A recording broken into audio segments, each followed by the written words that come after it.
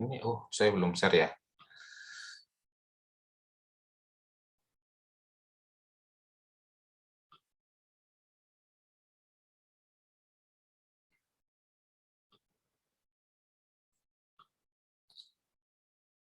Nah, ini sebenarnya ini sistematikanya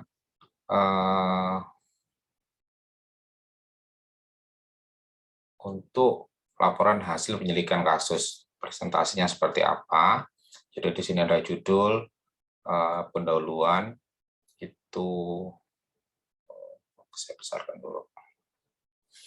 Pendahuluan deskripsi teoritis, secara teoritis singkat tentang penyakit dan kasusnya seperti apa, metode ditemukannya kasus seperti apa, mengapa kasus perlu diselidiki.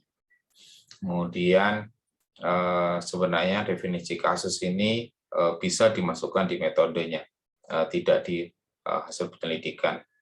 Kemudian metode penyelidikan kasus, peran dari peserta pelatihan ini apa? Apakah dia yang melakukan sendiri atau dengan grupnya, dengan siapa saja, berapa orang, seperti itu. Kemudian form yang dipakai apa? Jadi untuk penyelidikan kasus di tingkat puskesmas diharapkan menggunakan form-form standar yang dipakai oleh Kementerian Kesehatan. Jadi untuk demam berdarah beda, untuk malaria beda, untuk diare beda juga. Kemudian tools yang dipakai untuk pengumpulan dan analisis data apa? Excel kan, dan lain-lain. Itu. Kemudian hasil penyelidikan kasus. Jadi untuk penyelidikan kasus kan ada persiapan turun lapangannya seperti apa sih? Jadi kalau kita akan melakukan penyelidikan kasus, biasanya kita akan melihat dulu medical record-nya, kesimpulan dari medical record seperti apa, dan seterusnya. Dan lain-lain. Seperti yang dijelaskan di teorinya Bu Nenden. Kemudian verifikasi diagnosisnya pakai apakah pakai lab atau seterusnya, apakah terus definisi kasusnya. Jadi penyelidikan kasus ini perlu ditetapkan definisi kasusnya, definisi kasus secara teori plus lokasinya plus waktunya. Kemudian hasil wawancara dengan kasus. Itu bagaimana, kemudian hasil penyelidikan kontak eratnya seperti apa, hasil pengambilan spesimennya untuk lab bagaimana, kemudian dibahas juga hasil-hasil penemuan kasus lainnya, jadi rentetannya, hasil penyelidikan kontak erat. Jadi mungkin misalnya diare ternyata ditemukan 100 kasus diare lainnya pada saat yang bersamaan, seperti itu. Tentunya dengan batasan definisi kasus. Kemudian respon apa yang dilaksanakan, respon pengobatan, kemudian respon secara kesehatan masyarakatnya seperti apa. Kemudian pembahasan dan kesimpulan, seperti itu. Jadi minta maaf saya tidak mempersiapkan khusus untuk hasil penyelidikan kasus. Jadi saya hanya ada ini. Itu Bu Nenden. Mungkin ada tambahan dari Bu Nenden tentang penyelidikan kasus ini.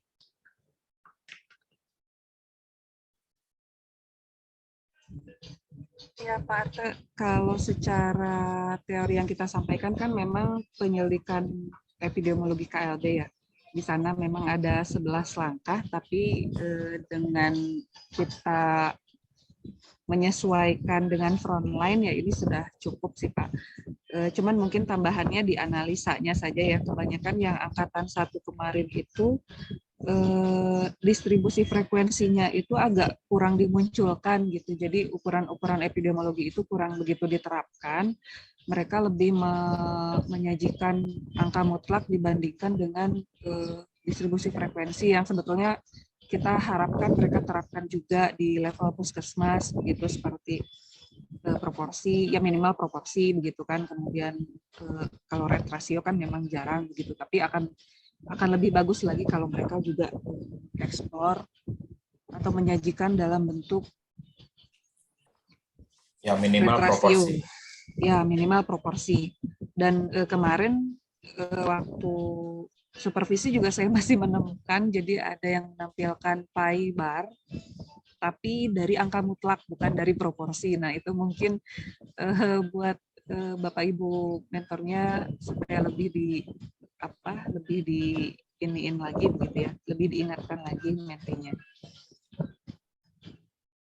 untuk penerapan distribusi frekuensi ini di dalam penyajian analisa data. Ya, ya. Jadi dari presentasi baik intermediate maupun yang frontline angkatan pertama, kesimpulannya adalah hampir semuanya tidak menyajikan dalam bentuk rate atau proporsi. Sedangkan itu adalah kekuatan kita sebagai seorang epidemiologis. Karena kalau jumlah kasus saja itu sebenarnya tidak bisa dibanding-bandingkan. Jadi ingat lagunya siapa itu? Itu. Nah, untuk yang diseminasinya itu yang didiseminasikan atau yang dipresentasikan atau apapun lah yang dilakukan oleh Puskesmas itu bisa hasil penyelidikan kasusnya, bisa hasil laporan SKDR-nya, atau hasil dari ringkasan surveillance-nya. Nah, kuncinya divideokan, bisa saja ada videonya tidak full, tidak perlu full sampai dia presentasi 2 jam, kemudian direkam 2 jam, tidak, hanya beberapa menit saja seperti itu. Dan untuk ringkasan surveillance, mungkin Bapak Ibu akan menyadari kalau banyak dari peserta akan mengalami kesulitan besar. Kenapa? Karena biasanya yang membuat ringkasan surveillance, meskipun tidak secara full seperti yang kita ajukan, yang berikan ini, adalah pemegang program. Jadi kalau pemegang program malaria, dia akan lebih gampang membuat ringkasan surveillance malaria. Kemudian kalau dia pemegang program DPD, dia akan lebih gampang pemegang programnya untuk membuat ringkasan surveillance DPD. Itu. Nah, bagaimana caranya agar Menti bisa melakukan tugasnya itu? Ya, dia harus kerjasama dengan pemegang program. Karena di surveillance-nya Puskesmas maupun rumah sakit, mereka hanya punya data angka saja, kecuali ada yang membuat STP. SPT atau STP ya? Kalau di STP masih ada umur, masih ada bagian beberapa variabel. Tapi kalau di surveillance-nya mereka akan cenderung punya jumlah kasus saja. Makanya untuk Puskesmas enak, silakan koordinasi dengan pemegang programnya untuk mungkin perlu bersama-sama membuatnya, tidak harus dia sendiri bikin gitu kan. Kerjasama dengan pemegang program, datanya ada di mereka semuanya biasanya, dan akan lebih mudah, lebih cepat. Seperti itu. Nah, untuk laporan penyelidikan kasus ini tidak peserta harus turun lapangan. Tidak bisa dadakan. Kalau ringkasan surveillance sekarang bikin, besok selesai masih bisa. Tapi kalau hasil penyelidikan kasus tidak mungkin, karena dia harus wawancara ke pasiennya, ke keluarganya, lakukan kontak erat, dan seterusnya. Sebenarnya ini untuk penyelidikan kasus ini adalah seperti PM ini, tapi tidak full. Seperti itu. Itu Bapak Ibu, ada yang bisa kita diskusikan atau bagaimana? Pak, izin bertanya, Pak. Silakan. Ya, saya Bu Irma dari Jember. Di Menti kami menemukan kasus ada AFP dan juga ada kasus satunya tentang yang lupa yang satunya. Yang AFP Pak, yang kami bertanyakan ke AFP. Nah, di latar belakangnya untuk penyusunan di laporan penyelidikan epidemiologi, di awal itu disebutkan istilahnya itu sudah langsung penderita AFP.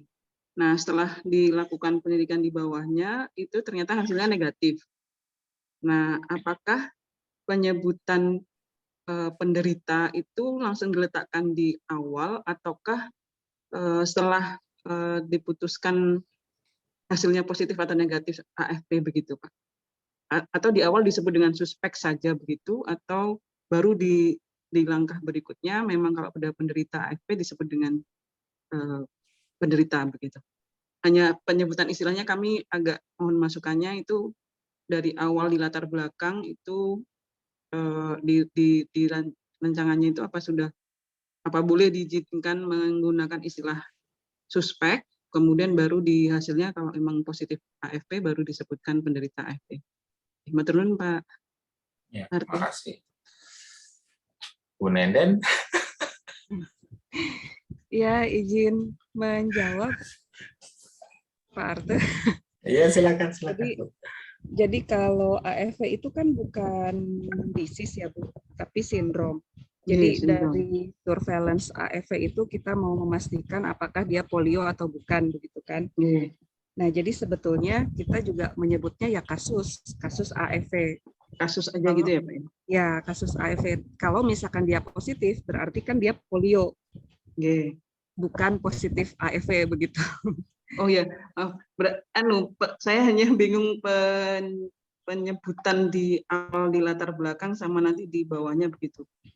Iya, biasanya. Ya, berarti hanya sebut kasus gitu aja ya, Bu ya? Iya, kasus. Bukan, biasanya kita kasus. Karena ini ada yang nulisnya penderita. Iya, penderita juga sama sih, Bu. Nggak jadi soal. Yang jadi soal itu kalau dia positif kan berarti dia polio, bukan AFP, karena maksudnya surveillance AFP itu kan kita ingin menjaring apakah di antara penderita AFP itu ada yang polio. Baik, kalau itu sudah sesuai. Tinggal. Terima kasih, Ibu Nenden. Sama-sama, Bu.